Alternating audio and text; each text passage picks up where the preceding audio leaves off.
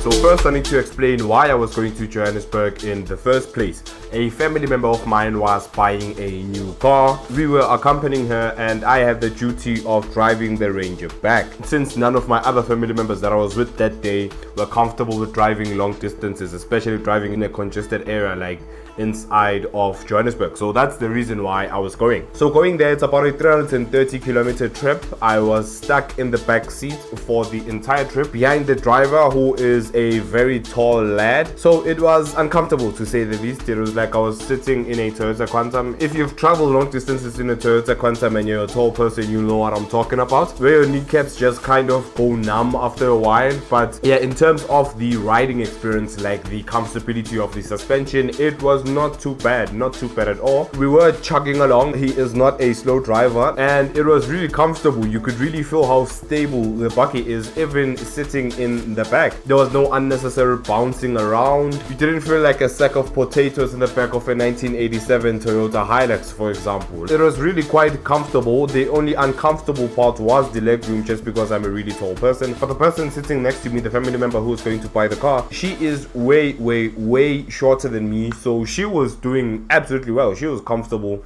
as can be. So yes, something to look out for if you have abnormally large children. In terms of headroom, there was plenty of headroom. I mean, it is a Bakkie, you would expect that. The only department it was lacking in is the legroom. In terms of comfort, headroom and legroom for normal sized individuals and people who didn't grow up eating pap in the morning, then you should be fine. Alright, let me put on my glasses because my eyes are starting to hurt. So first impressions in terms of the interior, the seats were really comfortable, big bulky cloth seats. They're not leather, unfortunately. With the XL trim, don't get leather seats. They are cloth seats. They will get dirty over time and they do take quite a bit of cleaning to get clean when they get dirty, but in terms of comfortability, they are not too bad at all. Now, I was perfectly fine. Even when I was driving, I was perfectly fine driving with them. They're not that supportive, but it's not a Raptor that you don't need the seats to hug you. It's kind of just like a normal Bakkie seat. Now then, in terms of features, we have an 8-inch multifunctional digital cluster. Even in this car that is relatively low spec, we still get a digital cluster and a 10.1-inch digital display with Apple CarPlay, Android Auto, Bluetooth, all the bells and whistles. We were using Waze whenever we were driving on it and it popped up on the screen. Really nice crisp display, nice response time, nothing to complain about in terms of the screen. Now, because this is just the XL trim, we have a non-leather steering wheel. In terms of feel, didn't really feel the best. It's not leather, but yeah, it is a multifunctional steering wheel even in this base trim, so it's really convenient to use. We have plenty of cup holders, 2 in the front and 2 in the rear, with the armrest that folds down from the middle seats there. We have USB-C and USB-A on the center console. We have manual climate control with vents for the second row, so your children will not be frying or freezing to death anytime soon. We have all-round one-touch electric windows, which once again for a base model car, kind of impressive. And in terms of the materials used in the interior, this is the base spec, so there was more plastic in it than the inside of the Kardashian household. old, but yeah, that's what you kind of expect with a utilitarian Bakkie like this. You're not really expecting the finest soft touch materials. You are expecting that kind of plasticky feel. In terms of the overall design of the interior though, it is really well done, really well laid out, and it looks really good. It looks really good. In some aspects, you don't even miss the soft touch materials just because of how well designed the interior is. So then now let's move to the performance of the Ranger as I drive it for the first time. And we're going to be comparing the model that I was driving, which is a 6-speed auto 2-liter XL trim Ranger, with what I think is its closest competitor, a 2.4-liter GT6 auto double cab, and seeing how they weigh up in terms of performance and later on pricing. So for the Ranger, we have a 2-liter single turbo diesel producing 125 kilowatts and 405 newton meters of torque. All that power getting sent to the rear wheels. No 4-wheel drive here. For the Hilux, we have a 2.4 liter, obviously 2.4 GT6, 2.4 liter turbo diesel producing 110 kilowatts and 400 newton meters of torque. Once again, all sent to the rear wheels. In terms of gearbox options, both are 6-speed autos, but I will say I've never felt a smoother gearbox than the gearbox that I felt with that Ranger. You really couldn't hear or feel it work underneath you. It was really seamless and provided a very linear power delivery that was kind of surprising for me, you know, considering how small the engine was. I never found the gearbox hunting for gears, or maybe I pressed the pedal trying to overtake and now I'm waiting for the gearbox to make a decision. It was really smooth and a really well designed gearbox, I must say. In terms of fuel consumption, the Ranger sports a wallet destroying 80-liter tank and averages 7.5 liters per 100 kilometers. The Hilux also sports an equally painful to fill up 80-liter tank, and it averages 7.3 liters per 100 kilometers. In terms of load capacity, which is what a lot of Bakkie owners care about, the Ranger has a 947 kg payload. This is what you can load in the Bakkie. The Ranger has a 947 kg payload and a 3,500 kg max brake towing capacity, while the Hilux sports slightly lower figures at an 855 kg payload and a 2,750 kg maximum brake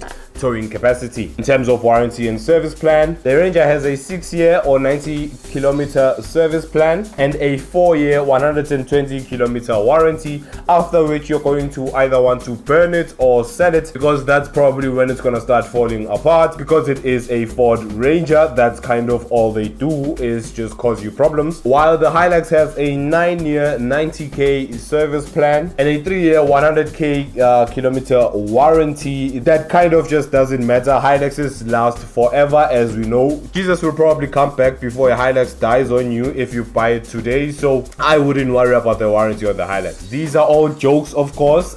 These are reasonably new Bakkies, especially the Rangers. They're probably better in terms of reliability even after the warranty runs out, so they're probably equally yoked in terms of reliability. But yeah, a Hilux will always be a Hilux at the end of the day. Right, in terms of driving experience, my first time driving the Ranger was around the city, which is probably what a majority of people who buy Bakkies these days do. It's just mall crawl. But it was pretty big and not hard to maneuver because I'm used to driving Bakkies, but it was cumbersome. Let me just say that. Not cumbersome maybe in the fact that it didn't have enough power to set off at robots or overtake or something like, or switch lanes or something like that.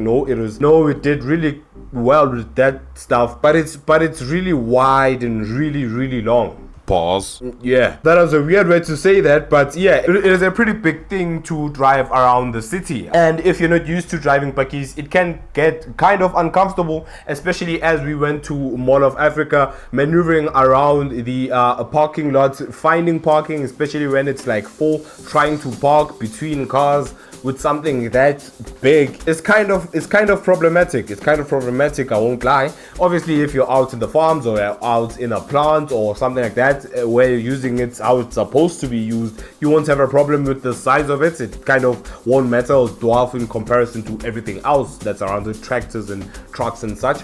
but inside the city, I would not recommend a city dweller buy this thing. It is quite a handful to handle if you're not used to driving bigger vehicles. But there was some technology that came in really helpful. First was hill launch assist, which I found particularly nice to use when you're parked at like an uphill. You don't even need to press the brake. You let your foot off the accelerator and it just holds itself, and then when you're ready to go, just press down on the accelerator and it goes. That was a really decent feature to use at like inclined robots and stuff like that. It also has hill descent control, which I didn't get time to test, obviously being that I drove it in the city. But if you don't know what it does, basically when you're going downhill and you have hill descent control on, you can let go of the pedal and the car will slow itself down, or it'll hold a nice slow steady pace, and you don't need to be pressing down on the brake. The car holds itself for you. One other thing that was really useful that I didn't use enough because I'm not used to having it is a rear view camera along with rear parking sensors. This could be really useful if you like don't know how to drive, but I didn't really use it that much. I'm not used to relying on what I see on the screen versus what I see with my own eyes. But it works really well when you're parking maybe in reverse. It shows you the lines of how you're supposed to turn the steering wheel to get into the space. And yeah, if maybe you bought your license, that's a really nice feature to use. Now in terms of highway driving, this thing drove like a dream. Now with big Bakkies, especially big new Bakkies, you do run into a problem where you kind of lose a sense of speed. You lose a sense of how fast you're going. You could casually be cruising at 180 kilometers an hour allegedly and feel like you're cruising at 120. It really is that smooth on the highway. I think that also comes down to the elevated driving position where you're not so close to the ground, so you kind of lose a bit of a sense of speed. Kind of dangerous. If you're not watching your speed, you could find yourself with a very hefty speeding ticket. But in terms of comfortability, man, it is one of the best cars I've driven on the highway. Really quiet. Cruise control worked really well. The sound system, even for this entry-level car, was really good, so I was able to enjoy my deep house music in peace. And yeah, it's a really nice cruiser. Now when we turned off the highway and we were getting into two-lane roads riddled with the ANT's influence, that's where this thing shines even more. Sometimes you don't even feel the potholes when you go over them. It is that smooth. It's a really smooth Bakkie. Even if you're going at like a decent pace and maybe you don't see a dip in the road, you won't find yourself in a situation where now the Bakkie feels like it's unsettled. It does a really good job of kind of dealing with that unevenness in the road while sticking to the road. You don't feel a lot of movement in the body when you're going over bumps. Really is a top class driving experience. Now in terms of pricing, the Toyota Hilux 2.4 GT6 6-speed automatic double cab comes in at 633,200 rand, while the Ford Ranger 2-liter turbo diesel cylinder rear wheel drive, that's a mouthful, comes in at a slightly higher 644,500 rand. So then here it just comes down to what you prefer, Ford or Toyota. I really rate the Ranger in terms of the driving experience. Nothing drives like a Ranger, with how light the steering wheel feels like you're driving a car, and how the suspension works. Even if this is the more basic suspension, it's not the fancy stuff that you get in your Wild Tracks and Raptors and stuff like that, it still is really comfortable and a really nice thing to be in for extended periods of time. Now, would I buy one? Yes and no. If I was a 60-70-year-old man buying a Bakkie to retire with, I would definitely get a Toyota Hilux. That's a no-brainer. But if I was someone who is still at work, someone with a long career still ahead of them, I'd definitely get a Ranger and immediately get rid of it after the warranty expires and the service plan expires after that 4-year period. Cycle, maybe get another Ranger or stuff like that. I think it's worth doing it that way. But in terms of a long-term Bakkie, Toyota wins every day. I think we all know that. But yeah, for the everyday consumer, for the everyday younger working man or woman, it is a really good Bakkie to get. Right, that's it for this video. Thanks for watching and goodbye.